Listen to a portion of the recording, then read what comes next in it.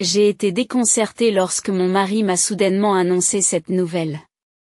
Cette maison est remplie de précieux souvenirs de notre famille. Je ne peux donc pas me résoudre à m'en séparer. Mais mon mari me menace, comme s'il jouait avec mes sentiments. Désemparée, j'ai demandé de l'aide à mon père. Je m'appelle Émilie, j'ai 30 ans. Je suis une femme au foyer à plein temps et je passe mes journées à soutenir ma famille en effectuant des tâches ménagères. J'ai épousé John il y a 2 ans. Depuis que j'ai quitté mon emploi lorsque nous nous sommes mariés, mon mari travaille dur pour nous. Cependant, depuis le décès de mon beau-père, ma belle-mère a emménagé dans notre appartement et notre vie paisible a changé du tout au tout. Étonnamment, je n'ai été informée du déménagement de ma belle-mère que la veille de son emménagement. Au fait, j'ai oublié de dire que ma mère viendra vivre avec nous à partir de demain. Dès que mon mari est rentré à la maison, il l'a mentionné avec désinvolture, comme si c'était une chose naturelle. C'est si soudain. Vous voulez dire que votre mère vient nous rendre visite demain? Non, elle ne vient pas nous rendre visite. Elle emménage. Alors s'il te plaît, prépare-toi et nettoie. Qu'est-ce qu'il y a? Emménager? Ta mère va vivre avec nous dans cette maison? Bien sûr. Mon père est décédé. Elle va se retrouver toute seule dans une grande maison. Rétrospectivement, j'ai senti que quelque chose n'allait pas dans la façon de penser de mon mari à partir de cette époque. En général, de telles décisions devraient être discutées au préalable avec sa femme. Mais dans mon cas, la décision avait déjà été prise sans que je le sache. Et comme l'a dit mon mari, dès le lendemain, ma belle-mère a emménagé dans notre maison avec beaucoup de bagages. Cela fait un moment. Je suis heureuse que vous ayez l'air en forme, Marie. Je vous en prie, entrez. Lorsque je l'ai accueillie, elle a semblé mécontente pour une raison ou une autre. Émilie. Pourquoi n'es-tu pas venue me chercher? N'est-ce pas une question de bon sens que de se retrouver à la gare où l'on sait que sa belle-mère va arriver, surtout quand je porte de gros bagages? Mais je ne savais pas à quelle heure vous arriveriez. Dans ce cas, vous n'auriez pas dû me contacter? Vous êtes si peu prévenante. Je suis désolée. C'est pour ça qu'on dit que certaines belles filles sont inutiles. Si peu réfléchies. En grommelant, la belle-mère s'est assise lourdement sur le canapé. Bien qu'elle soit invitée dans notre maison, elle se comportait comme si l'endroit lui appartenait. Je n'en revenais pas. À partir de ce jour, les commentaires désobligeants de la belle-mère se sont intensifiés. Dès que mon mari partait au travail, le barrage commençait. Émilie, pourquoi es-tu assise là? Fais la vaisselle. Tu aurais dû finir la lessive le matin. C'est bien connu. Je suis désolée. Je ferai la lessive une fois que la vaisselle sera faite. Vous n'avez pas les bonnes priorités, et chez moi, la règle est de faire la lessive immédiatement après le petit déjeuner. Mais cette règle, c'est de faire ce qu'on vous dit. Tes parents ne t'ont-ils pas appris à ne pas chercher d'excuses? J'ai ma propre routine quotidienne. Pourquoi ne le comprend-elle pas? Je ne refuse pas de faire le travail. Il semble que Marie ne puisse pas accepter ma façon de faire. Même si je faisais les choses à sa façon, elle trouverait toujours à redire et se plaindrait tous les jours. Les heures passées seules avec elle pendant la journée étaient particulièrement pénibles. Un jour, j'ai eu une révélation sur la façon de mettre fin à cet enfer avec ma belle-mère. Le plan était de déménager dans la maison que j'ai héritée de mon père et de vivre dans une maison séparée d'elle. Mon père a pris sa retraite anticipée il y a quelques mois et mes parents ont donc commencé une nouvelle vie à la campagne. Ils m'ont ensuite légué leur maison. Heureusement. Cette maison n'est pas très éloignée de notre appartement actuel et nous avions prévu de déménager. Pour moi, la cohabitation avec ma belle-mère a atteint ses limites, et j'ai donc décidé de parler à mon mari d'un déménagement plus rapide. John, pouvons-nous parler un instant? Qu'est-ce qu'il y a? Il s'est passé quelque chose? Tu te souviens de la maison que mon père nous a donnée? Que penses-tu d'y déménager? Oh, cette maison. Nous avons parlé d'y emménager un jour. Pourquoi cette décision soudaine? Eh bien, j'ai eu quelques difficultés avec ta mère. Qu'est-ce qu'il y a? Elle n'a jamais rien dit. Mais je ne peux plus supporter de vivre avec elle. C'est pourquoi j'envisage sérieusement de déménager. Je vois. Le nouvel endroit n'est pas trop loin. Je suppose que nous pouvons déménager et qu'elle peut rester dans cet appartement. Étonnamment, mon mari a accepté de déménager. Après avoir informé Marie, nous avons décidé de déménager une semaine plus tard. Honnêtement, je pensais qu'elle s'y opposerait, mais elle a accepté notre décision avec un grand sourire. Au revoir, John et Emily. Je suis vraiment désolée de la décision soudaine de déménager. Ne vous inquiétez pas. C'est merveilleux que ton père t'ait donné la maison. Il est très gentil. Je vous remercie. Venez nous rendre visite un jour. Bien sûr. Ce n'est pas très loin d'ici, et j'espère que vous viendrez me voir régulièrement. Je le ferai. Après la conversation, je me suis dirigée vers notre nouvelle maison avec mon mari. Je me sentais soulagée. Je n'aurais plus à entendre ces remarques désobligeantes. Désormais, je peux vivre librement, à mon rythme. Même si je pensais qu'elle pourrait s'y opposer, je suis heureuse d'avoir consulté John. Cependant, ma tranquillité n'a pas duré. Bien que j'aie pu garder mes distances avec ma belle-mère et réduire mon stress, mon mari a commencé à rentrer tard à la maison. Ce n'était pas seulement des retours tardifs, mais aussi des jours où il ne rentrait pas du tout.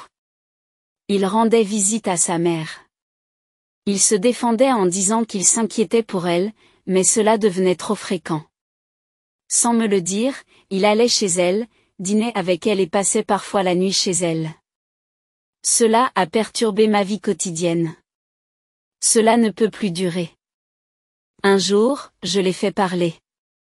John, tu rentres très tard ces derniers temps, et parfois tu ne rentres même pas du tout. C'est vrai? Je m'inquiète pour ma mère. Ce n'est pas la question. Préviens-moi au moins à l'avance de ton retard, pour que je ne sois pas obligée de préparer le dîner. Comme tu es une femme au foyer et que tu es toujours à la maison, tu pourras manger les restes pour le déjeuner du lendemain, n'est-ce pas? Tu veux dire que je dois tout accepter tranquillement parce que je suis une femme au foyer? Tu veux dire que nous ne devrions pas en parler? N'est-ce pas la vérité? Les femmes au foyer se détendent à la maison, n'est-ce pas? Quoi? Qu'est-ce que tu veux dire? Quoi qu'il en soit, je suis inquiet à l'idée de laisser ma mère seule. Ellie va bientôt revenir, et j'ai besoin de discuter de certaines choses avec elle. Attends, Ellie va revenir? Ellie est la sœur de John, qui vit actuellement à l'étranger pour son travail. C'est la première fois que j'entends qu'elle revient, mais de quoi doit-il parler avec sa mère? Ellie rentre à la maison, mais de quoi devra-t-elle parler avec Marie? Curieuse, j'ai demandé à mon mari. Nous faisons venir Ellie ici pour qu'elle vive avec nous. Quoi? Vivre ensemble? Oui, elle n'arrêtait pas de dire qu'elle voulait une grande maison comme celle où elle vivait à l'étranger. C'est pourquoi j'ai pensé à la laisser vivre dans cette maison. Quoi? Je ne comprends pas. Je ne comprends pas. Je n'arrivais pas à penser à quoi que ce soit à propos de cette information. Ma belle-sœur va-t-elle vivre dans cette maison? J'ai pu échapper aux chamailleries de Marie, et maintenant, sa sœur? Attendez une minute, pourquoi Ellie va-t-elle vivre dans cette maison? C'est la maison que j'ai héritée de mon père. Elle n'est pas naturelle. C'est la seule grande maison qui satisferait Ellie. L'appartement où nous vivions est maintenant celui de ma mère, et il est trop petit pour 4 personnes. Ne décide pas tout seul, je n'ai jamais eu l'intention de vivre avec Ellie. Oh, je n'ai pas l'intention de vivre ensemble non plus. J'ai l'intention de donner cette maison à Ellie. Quoi? Pourquoi? Parce que nous avons l'intention de retourner vivre avec ma mère. Ellie pourra utiliser cette maison librement. J'ai été déconcertée par la proposition déraisonnable de mon mari et j'ai eu envie de m'évanouir. Bien que j'ai insisté sur le fait que je n'avais pas l'intention de vivre avec ma belle-mère, mon mari a fini par se mettre en colère. Ne peux-tu pas être un peu plus prévenant? Tu peux vivre grâce à moi, alors fais ce que je te dis. Assez, c'est assez. Assez de vos plaisanteries. Cette maison m'est précieuse, je l'ai héritée de mon père. Pourquoi devrais-je la donner à Ellie? Une si belle maison est gâchée pour toi, n'est-ce pas? J'ai déjà dit à Ellie que je lui offrais une grande maison. Il est trop tard pour dire le contraire maintenant. Je n'ai pas été consultée pour cette décision. De toute façon, je ne peux pas l'accepter. Tu te plains toujours. Ça suffit. Calme-toi et réfléchis. Je vais retourner chez ma mère pour un moment. Mon mari a claqué la porte avec colère et est parti. Restée seule dans la pièce, j'ai pleuré à chaudes larmes. Je ne comprenais pas pourquoi mon mari décidait tout seul. Il est inimaginable qu'il ait l'intention de donner la maison que j'ai héritée de mon père à ma belle-sœur. Chaque jour, mon mari m'envoyait des messages me demandant « Tu t'es calmé ? Reviens vite. » Chaque fois, je devais lui dire fermement que je n'avais pas l'intention d'accepter. Mais un jour et Émilie, quand viendras-tu vivre avec moi? Arrête de me harceler. Je l'ai dit tant de fois. Je n'ai pas l'intention de vivre avec Marie, de déménager et de donner cette maison à Ellie. Je l'ai déjà dit à Ellie. Arrête d'être égoïste. Elle va peut-être revenir cette semaine, alors on n'a pas le temps. Pourquoi devrais-je céder ma maison à ta famille? J'ai hérité cette maison de mon père. Ne décidez pas tout seul.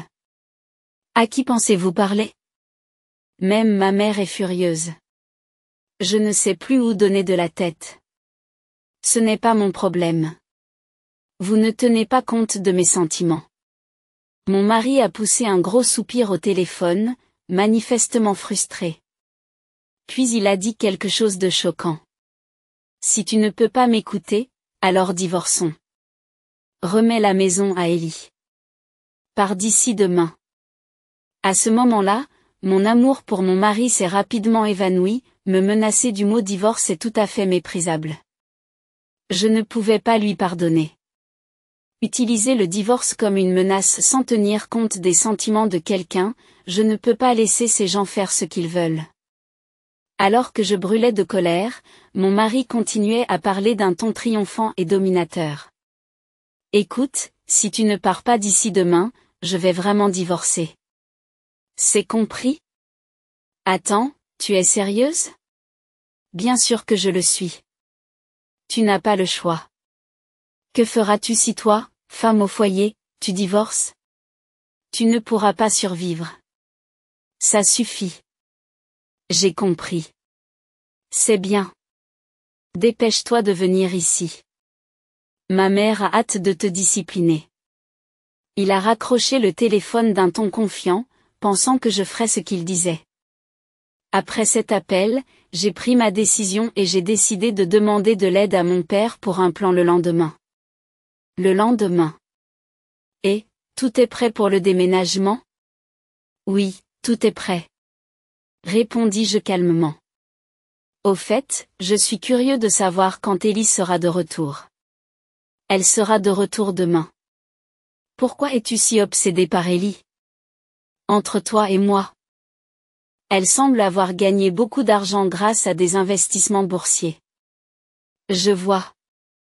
Donc si tu lui fournis une maison, tu pourras peut-être lui demander une aide financière. Ça te ressemble tellement. Peu importe. Quoi qu'il en soit, vous devez quitter cette maison aujourd'hui. C'est un inconvénient pour nous tous. Ne t'inquiète pas, j'ai déjà déménagé. Qu'est-ce que tu veux dire? Qu'est-ce que tu veux dire? Mon mari a semblé sincèrement surpris. Je m'en doutais. Tu ne veux pas divorcer, n'est-ce pas? Ah.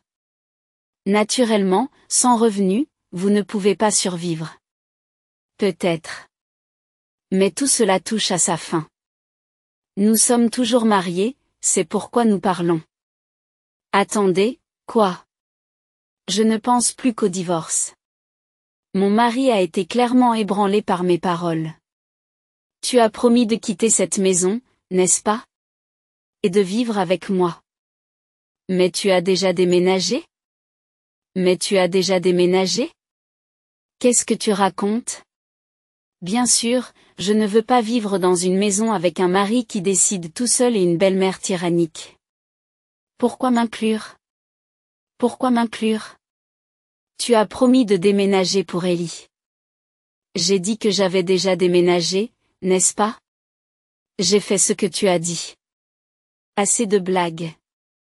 Où êtes-vous maintenant? Le ton de mon mari était paniqué et il perdait clairement son sang-froid. En fait, je suis chez mes parents. Qu'est-ce qu'il y a? Pourquoi? J'ai déménagé dans la maison rurale de mes parents. Je n'ai pas l'intention de retourner là où vous êtes. Tu aurais dû me le dire plus tôt. Mon mari a répondu avec une pointe de soulagement dans la voix. Si je pouvais donner cette maison à Ellie, peu importe où vous vivez. Il faudrait pour cela 3 300 000 $. Quoi? 3 300 000 $? J'ai mis en vente la maison que j'ai reçue de mon père. Si tu veux vraiment la donner à Ellie, achète-la pour 3 300 000 $ et donne-la moi. Quoi? Vous plaisantez? Je suis sérieux. La maison était encore au nom de mon père? Alors je lui ai demandé de la vendre. En réalité, ce que j'ai demandé à mon père, c'est de vendre la maison. Mon père m'avait toujours dit que si quelque chose arrivait, il fallait me contacter. Tu peux vivre ou vendre cette maison comme tu le souhaites. Je t'aiderai à ce moment-là. À la suite de l'évaluation, un prix de 3 300 000 $ a été proposé, que j'ai accepté avec plaisir et j'ai immédiatement mis la maison sur le marché. Mon mari n'a probablement rien vu venir. Il a craché des insultes, consumé par la colère. Pourquoi fais-tu cela sans me demander mon avis? C'est impardonnable. Bon sang. Je ne te le demande pas et je n'ai pas besoin de ton approbation. De toute façon, nous allons bientôt divorcer. Je m'en fiche. Qu'est-ce qu'il y a?